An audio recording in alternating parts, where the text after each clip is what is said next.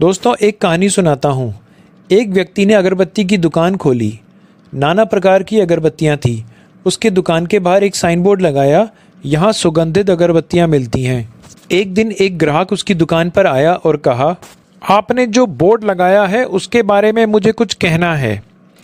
भला अगरबत्तियाँ सुगंधित नहीं होंगी तो क्या दुर्गंधित होंगी? उसकी बात को उचित मानते हुए दुकानदार ने साइन बोर्ड बदल दिया। अब ये बोर्ड सही है, यहाँ अगरबत्तियाँ मिलती हैं। अब कुछ दिनों के बाद दुकान पर एक महिला आई और उन्होंने कहा, आपने साइन बोर्ड पर यहाँ शब्द क्यों लिखा है? जब दुकान यही है तो यहाँ शब्द लिखने का कोई मतलब नहीं है। अब इस महिला की बात मानते हुए दुकानदार ने फिर से साइन बोर्ड बदल दिया। अब ये बोर्ड सही है, अगरबत्तियाँ मिलती हैं।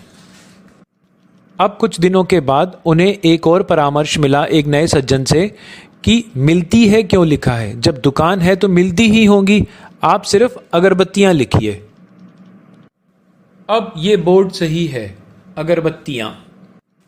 अब एक सज्जन ने दुकानदार को और सलाह दी कि दुकान पे अगरबत्तियाँ ही तो मिलेंगी, तो अगरबत्तियाँ क्यों लिखा है।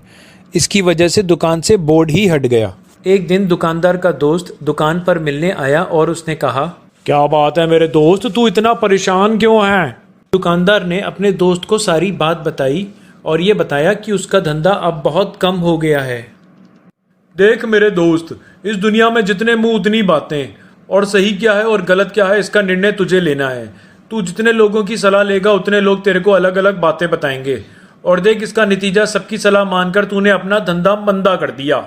इसीलिए कहते हैं, सुनो सबकी और करो अपने मन की।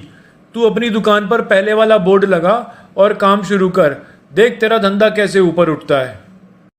तो इस बात से ये सीखने को मिलता है कि जब आपको कोई आरसीएम बिजनेस के बारे में बताता है और कहता है कि आरसीएम बिजनेस अच्छा नहीं है, बेकार है, इसे छोड़ दो, तब आप उसकी गलत सलाह को मानकर इस बिज़नेस को छोड़ देते हो या ज्वाइन होने से मना कर देते हो। ये एकमात्र ऐसा बिजनेस है जो आपको सफलता की बहुत बड़ी ऊंचाइयों पर ले जा सकता है, पर गलत लोगों की सलाह मानकर आप अपना नुकसान खुद कर बैठते हो।